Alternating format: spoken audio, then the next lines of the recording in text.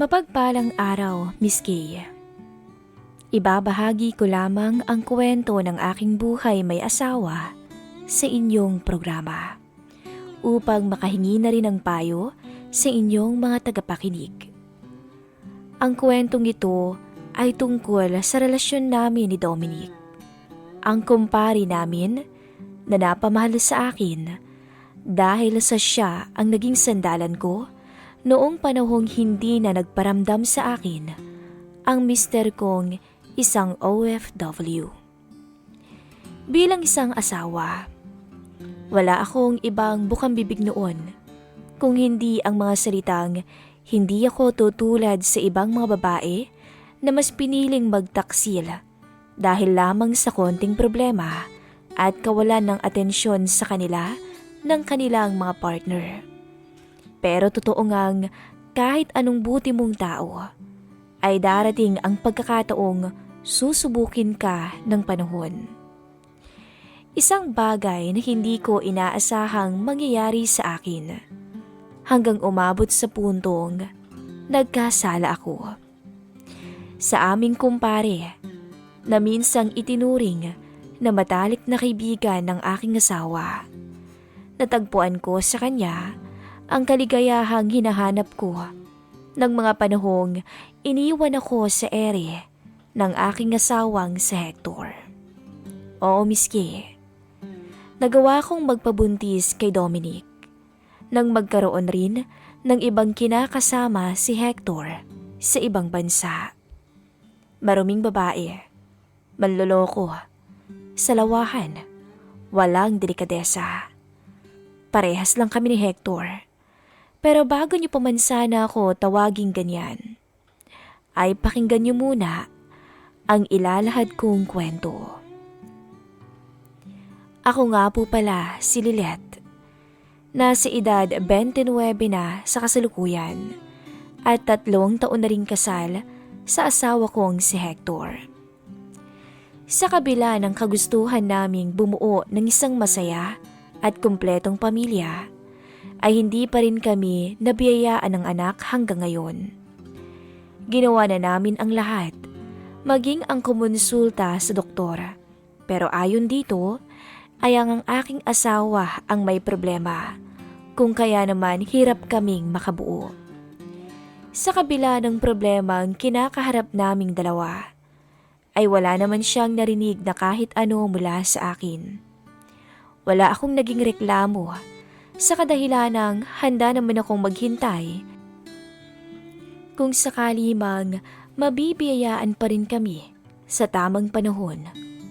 O kung hindi man, ay pwede naman naming gawa ng paraan tulad na lamang ng pag-aampon. Masaya naman, Miss Kay, ang pagsasama naming dalawa ni Hector. Ngunit nagbago iyon nang napagpasyahan niyang bumalik ng ibang bansa upang matustusan ang pangangailangan ng bunso niyang kapatid na nag-aaral pa lamang sa kolehiyo. Pinigilan ko siya, pero nagmatigas si Hector. Han, hindi mo naman kailangang umalis eh. Maayos naman ang trabaho mo dito. Siguro naman, matutustusan mo yung pag-aaral ni Gino kahit nandito ka. Wala rin naman tayong anak, kaya hindi naman tayo mahihirapan, di ba?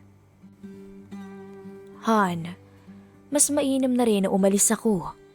Para rin naman sa future natin to eh. Pero paano naman ako, Hector? Iiwanan mo ako mag-isa dito. Sus, may video call naman, Han. Tsaka 2 taon lang yun.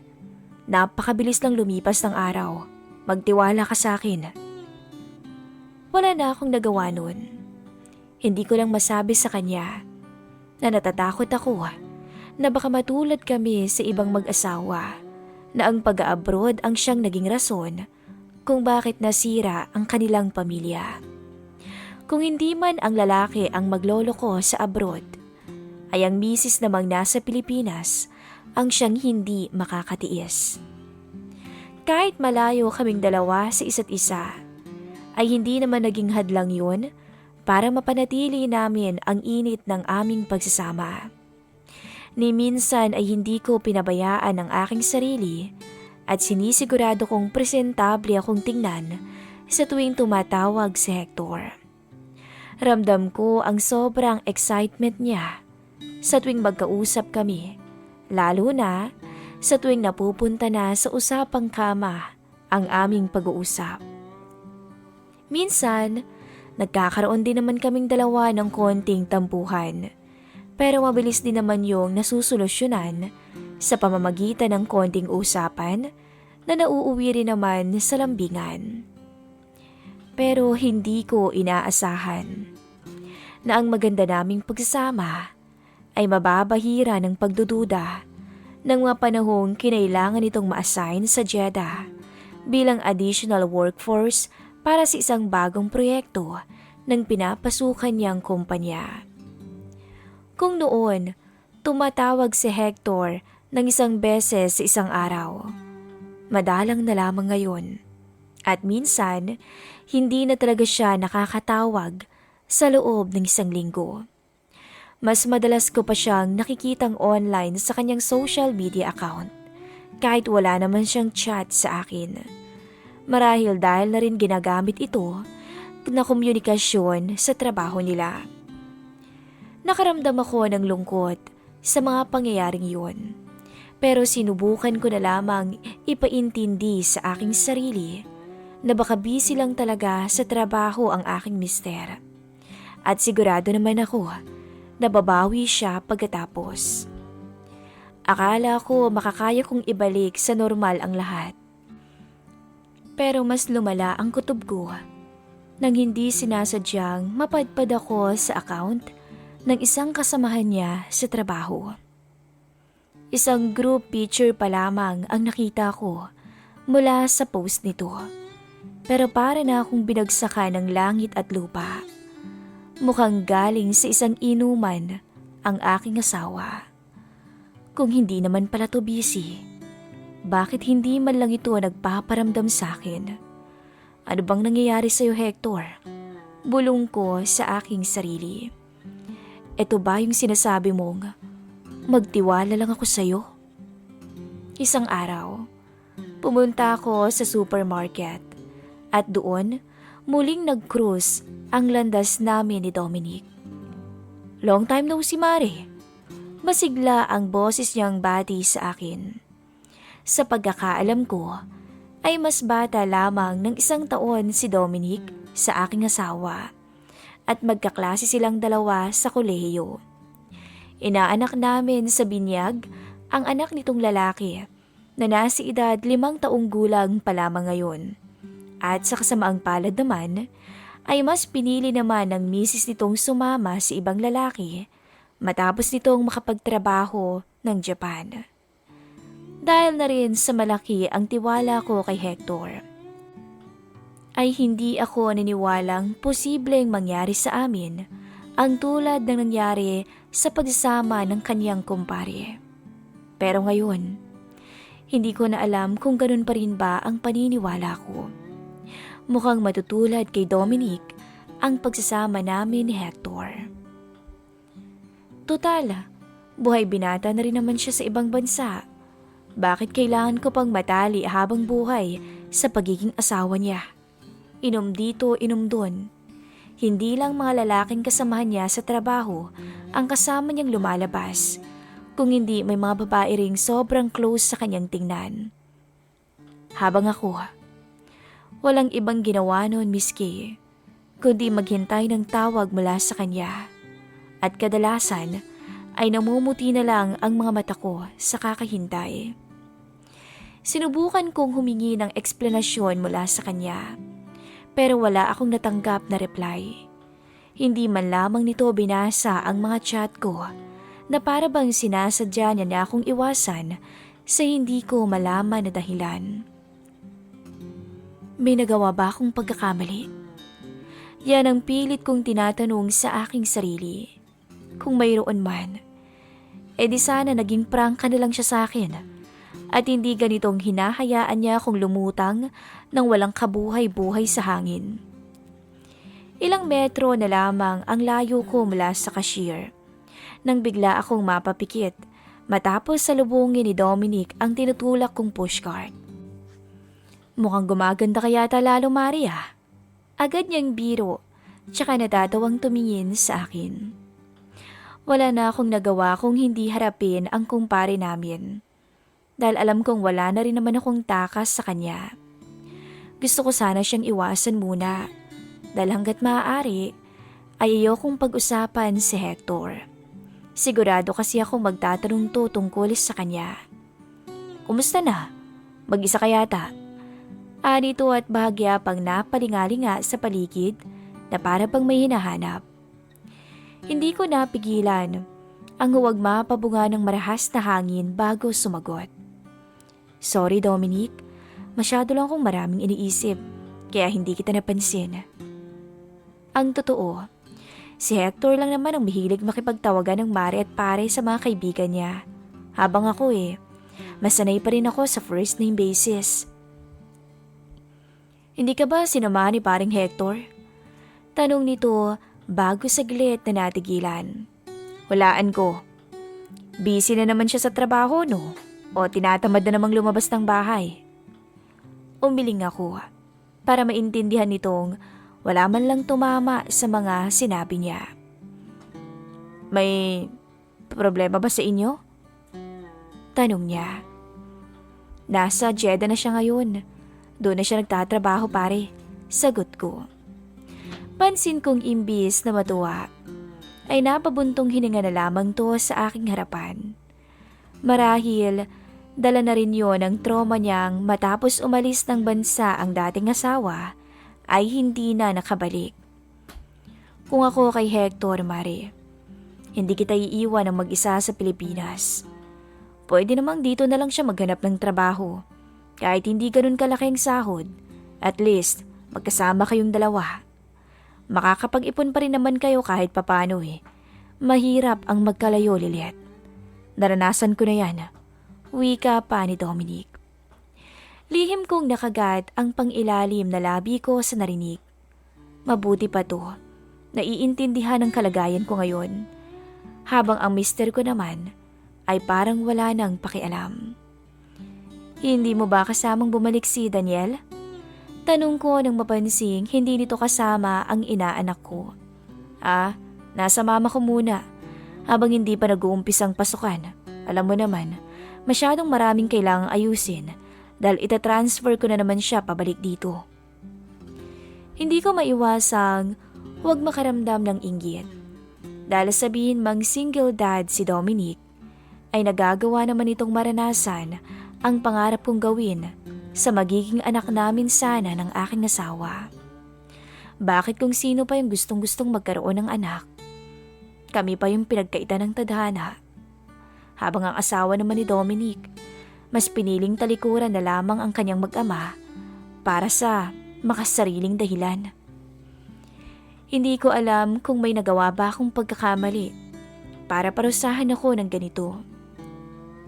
Gusto ko lang naman sanang maging mabuting asawa at ina, pero bakit sobrang hirap naman yatang maabot ang pangarap ko. Hindi natapos ang usapan naming dalawa ni Dominic sa supermarket dahil inalok niya akong kumain ng pananghalian sa food court. Dahil masyado itong mapilit, ay wala akong nagawa kung hindi pumayag na lamang, lalo na't alam kong malulungkot lang din naman ako oras na umuwi ako ng bahay. Habang kumakain kaming dalawa, ay lihim akong humanga sa facial features ni Dominic. Sa totoo lang, ito ang unang beses na nakausap ko siya ng malapitan at hindi ko inaasahang mayroon pala siyang konting pagkakahawig kay Jericho Rosales. Oo, matangkad at moreno din kasi si Dominic. Mayroon din siyang dalawang malalalim na dimples sa magkabila niyang pisngi na bumagay naman sa korte ng kanyang muka. Kung katawan naman ang pag-uusapan, ay masasabi kong parang tumatambay ito sa gym dahil proportion ang laki ng muscle nito sa kanyang height. Napaka-hot ni Dominic, kung kaya naman hindi na ako magtataka kung sasabihin nito sa aking may girlfriend na siya o bagong kinakasama sa ngayon. Teka, hindi kaya matunaw ako sa ginagawa mo, Mari? Mabilis akong nahimasmasan nang marinig ang boses ni Dominic. Kanina ka pa kasi titig na titig sa akin. Anya, habang nakangisi, dahilan para mamula ang mukha ko, dala ng labis na kahihiyan. Wala naman. Ngayon ko lang kasi napansin na medyo hawig mo pala si Jericho Rosales, sabi ko. Halatang natuwa siya sa sinabi ko dahil mas lumalim pa ang magkabilang dimples nito nang mapangiti. Pero ganun na lamang ang gulat nang naramdaman ko nang bigla nitong inilapit ang mukha sa akin. Guwapo ba talaga ako, Lilit? Hindi ko alam kung bakit kusa akong napasagot sa kanya ng oo nang magtama ang mata naming dalawa. Parang may kung anong nag-udyok sa aking sakyan ang masayang usapan namin ni Dominic. Marahil dala na rin ng pinaghalong depresyon at lungkot na nararamdaman ko lately. Kahit papaano ay gumaan ang nararamdaman ko dahil sa naging pag-uusap namin ni Dominic. Kung ako naman yung tatanungin, parang wala namang nagbago sa'yo, Lilit. Maliban sa maganda ka pa rin at maputi. Matamis akong napangiti sa kanya. Siguro kung hindi lang iced tea ang kaharap namin ngayon, baka tuluyan ko nang naikwento ang lahat ng mga hinanakit ko sa kanya. Nagpatuloy ang biruan naming dalawa hanggang sa hindi ko namalayang nakalipas ang ilang oras ay mas lumalalim na rin ang takbo ng usapan namin. Ayoko sanang ikwento sa kanya ang mga naging pagbabago ng kaibigan niya, pero hindi ko na napigilan ang aking sarili. Pakiramdam ko kasi, naghanap ako ng kakampi sa katauhan ni Dominic. Sinubukan mo ba siyang tawagan? Baka naman busy lang siya, Mare. Ilang beses ko siyang tinawagan pero hindi ko alam kung sinasadya ba niyang hindi yun sagutin. Malakas ang kutob ko, base sa nakikita kong pictures sa FB ng mga kasama niya. Sigurado akong may iba na siyang pinagkakaabalahan dun. Kung gusto mo, Mare, pwede ko siyang kausapin. Sigurado naman akong sasagutin niya ang tawag ko. Hindi na, Dominic. Ayokong masali ka pa sa gulo naming mag-asawa. Kung ayaw niya na akong kontakin, wala na akong magagawa doon, Dominic. Ang gusto ko lang naman, paliwanag. Kung bakit bigla na lang siyang umiwas. Kung bakit wala siyang pasabi. Kung bakit bigla siyang nagbago. Alam mo, mas mabuti pang sinabi niyang hindi na niya ako mahal kesa ganito. Unti-unti niya akong pinapatay sa kakaisip kung may hinihintay pa ba akong asawa o wala na. Kung mahal pa ba niya ako o hindi na. Tuluyan na akong napaiyak kay Dominic. Alam kong naawa siya sa akin. Lumipas ang mga linggo. Hanggang sa naging buwan, Miss Kay. Literal na wala nang paramdam ang aking asawa. Pinilit kong maging matatag. Hanggang sa hindi ko inasahang bibigay ako kay Dominic nung minsang muli kaming nagkita. Nakasakay kaming dalawa noon sa kotse niya. Matapos itong sabihin sa aking iyahatid niya na lang ako pa uwi dahil madadaanan din naman daw nito ang village namin. Niyaya niya kasi akong gumala sa mall kasama ng anak niyang si Daniel. Pumayag naman ako kesa magmukmuak sa loob ng bahay. Halos isang buwan na rin akong hindi lumalabas. Bakit kailangan ko pang iyakan ng asawa kong masaya na sa ibang bansa? Sorry, Lilit. Hindi ko lang talaga matiis. Rinig kong usal bigla ni Dominic. Nagulat ako nung bigla siyang dumukwang papalapit sa akin. Habang nasa uluhan ko naman ang bisig nito. Sabi mo, namumuhay ng single si Hector doon, di ba? Wala akong nagawa kung hindi salubungin ang mga mata nito dahil ilang pulgada na lamang ang layo ng mukha niya sa akin. Mabilis ang naging pagtibok ng puso ko at ramdam na ramdam ko na rin ngayon ang kuryenteng dumadaloy mula sa katawan niya patungo sa akin. Wala naman sigurong masama kung tayo rin maglaro, di ba? Mapanukso nitong sambit. Kung tutuusin, ay pwede ko siyang itulak papalayo dahil hindi ito parte ng usapan naming dalawa. Pero sa halip na itulak, ay pinikit ko ang aking mga mata bago iniyakap ang aking mga kamay sa kanyang leeg at tumugon sa halik na ginawad nito sa akin. Mas naging mapusok ang bawat paghalik ni Dominic dahil sa aking pagtugon. At habang abala ang mga labi namin sa isa't isa, ay nag-umpisa namang humaplos ang kamay nito sa aking hita. Mabuti na nga lang at nakatulog sa pagod si Daniel. Wala siyang natanggap kahit konting pagtutol mula sa akin. Basta pare, mangako ka sa akin walang ibang makakaalam pagkatapos nito. Puno ng lambing namang nangako sa akin si Dominic hanggang sa hindi nagtagal ay tuluyan ng bumaba ang kanyang mga halik sa aking leeg. Sa loob ng kanyang kotse, nag-umpisa ang ipinagbabawal naming biyahe ng aking kumpare. Tuluyan kong pinaubaya sa kanya ang aking sarili. Pero sa kabila nun, ay may parte pa rin ng pagkatao kong iniisip pa rin si Hector. Naghihintay ng kasagutan kung meron pa nga bang kami o wala na. Kahit na nasa kandungan ako ngayon ni Dominic, alam ko sa aking sarili na mahal ko pa rin ang aking asawa at naghihintay lamang ako sa kanya.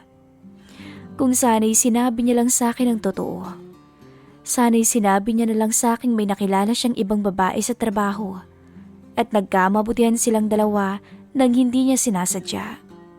Mas mabuti pa sigurong maramdaman ko ang sakit na dulot ng katotohanan kaysa makaramdam ako ng ganito. Pakiramdam na iniwan na lang sa ere. Matapos ang nangyari sa pagitan naming dalawa ni Dominic, ay nangako kami na isang beses lamang yun at hindi na mauulit. Alam ko namang nirespeto ito ni Dominic dahil maaaninag yun sa kanyang pagtitig. Matapos ito, ibinigay niya ang contact number na maaari ko raw siyang tawagan anumang oras na kailanganin ko ng tulong niya. Ninang Lilit, go home ka na. Wika ni Daniel nang makababa ko sa tapat ng bahay. Agad kong naintindihan kung anong ibig nitong sabihin nang makita kong naluluha ang mga mata ng bata. Minabuti kong lumuhod sa harapan ni Daniel, tsaka puno ng lambing siyang hinalikan sa noo. Oo let's play again next time, okay? Ninang will bring a lot of toys.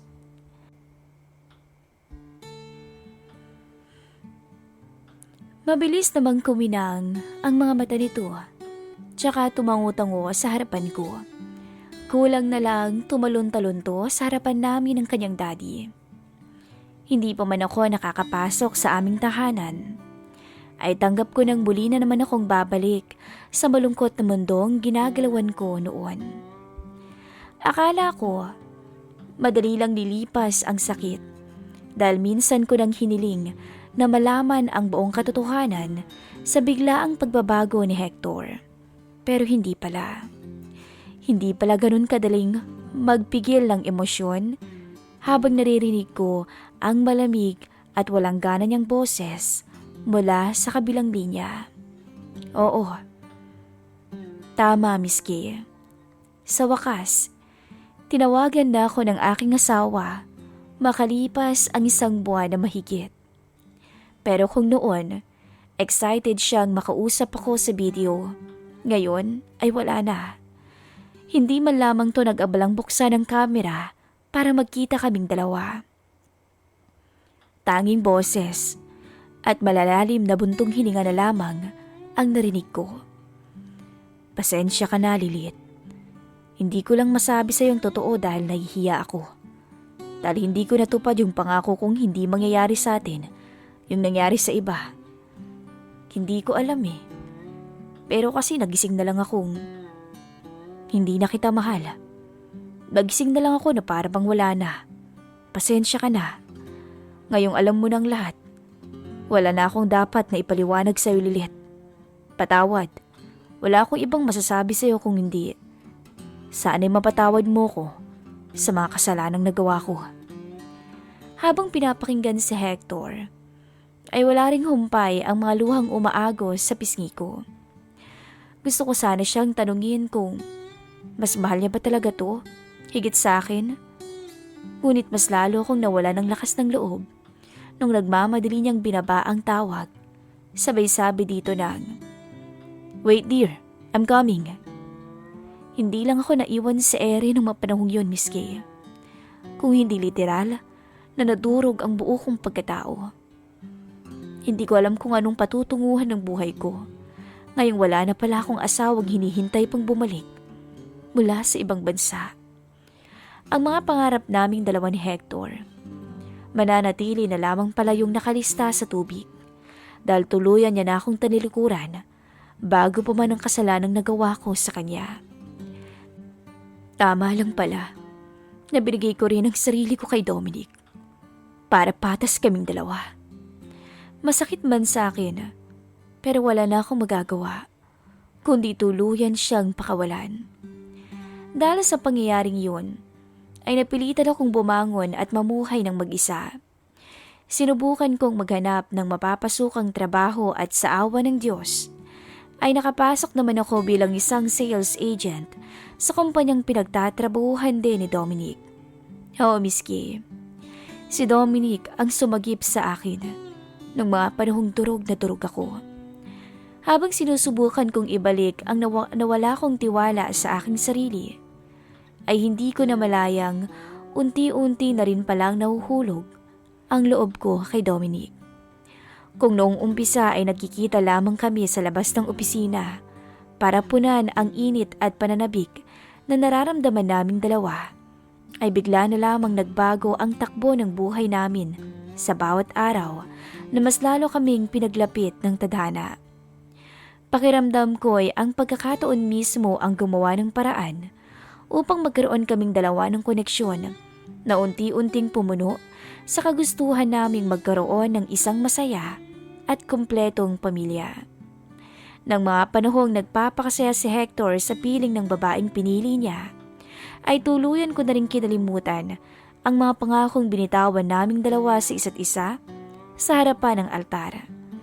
Mas pinili kong ibinuhos ang pagmamahal at buong atensyon ko sa aking sarili at sa mag-amang itinuring ko nang sa akin. O Miss Kay, ako ang nagpakaina kay Daniel. Handa na akong mag-file ng annulment oras na muli kaming magkausap ni Hector. Nang sa ganun, ay makalayo na kaming dalawa ng tuluyan sa isa't isa.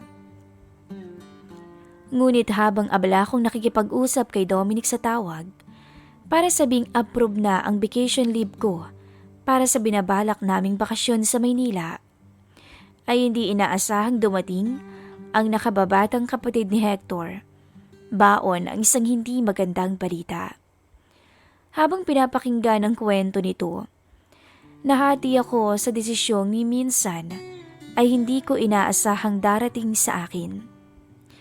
Naaksidente daw kasi ang kuya niya habang nasa trabaho, kung kaya't mapipilitan itong umuwi ng bansa pagkatapos ng isang buwang therapy. Sinabi pa nitong sinusubukan daw ako nitong kausapin sa tawag, ngunit hindi ko naman daw ito sinasagot. Hindi ko na sinabing mas pinili kong i-block na lamang ang account ng kuya niya dahil sa kagustuhan kong umiwas sa mga bagay na alam kong makakasakit lamang sa akin. Hindi ko alam kung matatawag ko bang karma ang nangyari sa kanya o sadyang pinaparusahan lang kaming dalawa ng Diyos dahil sa mga kasalanang nagawa namin. Oo, maling magmahal ako ng iba. Maling hinanap ko ang kaligayahan sa aking kumpare. Maging ang naging desisyon kong ituring na anak ang dapat na inaanak ko lamang. Pero wala namang pinagkaiba sa akin si Hector. Hindi ba? Dahil mas nauna niya akong sinaktan at ipinagpalit sa iba. Mas nauna siyang nanlamig hanggang sa umabot sa puntong mas pinili nitong talikuran ang babaeng nagmahal sa kanya sa loob ng mahabang panahon para lamang sa isang babaeng kakikilala lamang nito. Habang tinitimbang ang lahat, ay hindi ko maiwasang huwag maluha, dala ng frustrasyon. Bakit kailangang mangyari ito? Kung kailan masaya na ako sa buhay na mayroon kami ni na Dominic. Bakit kailangang ako ang mag-alaga kay Hector matapos ang ginawa niyang panloloko sa akin? Dapat ko pa bang tanggapin ang lalaking minsan din akong niloko at binaliwala habang nagpapakasarap siya sa ibang bansa? O mas mabuting panindigan ko na lamang ang pagkakamaling nagawa ko sa piling ng aking kumpare? Sabi ng isip ko, mag-asawa pa rin kaming dalawa ni Hector hanggang sa hindi nasasalang ang annulment. Pero kung pipiliin kong gawin yun, paano naman ang sarili kong kaligayahan? Paano naman yung mga bagay na pinaghirapan kong makuha para sa aking sarili nang mga panahong itinuring niya akong parang basura? Dapat ba akong madali ulit sa kanya? Dahil lamang sa kailangan nito ng tulong ko. Dahil hindi siya kayang alagaan ng babaeng pinagpalit niya sa akin. Oo, sabihin man nating pinagsisisihan nito ang mga kasalanang nagawa niya. Pero sapat bang dahilan yun para muli na naman akong magsakripisyo? Siguro naman, may karapatan din akong maging masaya. Hindi lamang dahil may ibang lalaki nang nagmamahal sa akin o may pamilyang handang tumanggap sa akin, kung hindi para na lamang sa batang nasa sinapupunan ko. Oo, buntis ako. 3 buwan na rin akong buntis at si Dominic ang ama. Hindi ko pa nasasabi sa kanyang tungkol dito dahil balak ko sana itong sabihin oras na makapunta na kaming 3 ng Maynila. Sa wakas, natupad na rin ang matagal ko ng pinapangarap. Magkakaanak na ako, pero hindi sa piling ng lalaking pinakasalan ko, kundi sa piling ng lalaking naging sandalan ko noong mga panahong akala ko ay hindi na ako muling makakabangon pa mula sa mga nangyaring masasakit sa aking buhay. Tama po bang talikuran ko si Hector at sabihin sa kanya ang buong katotohanan? Tama bang sabihin ko sa kanyang ng mga panahong tinalikuran niya ako ay nahanap ko ang kalinga at pagmamahal sa kumpare naming si Dominic? Kung kaya't wala na siyang babalikan pa, tatanggapin ko po ang positibo o negatibong komentong matatanggap ko mula sa inyo pagkatapos ng confession ito. At magaan sa loob ko rin pong babasahin ang mga advice na ibibigay niyo sa akin pagkatapos. Maraming salamat po sa pakikinig at hanggang sa muli. Nagmamahal, Lilet.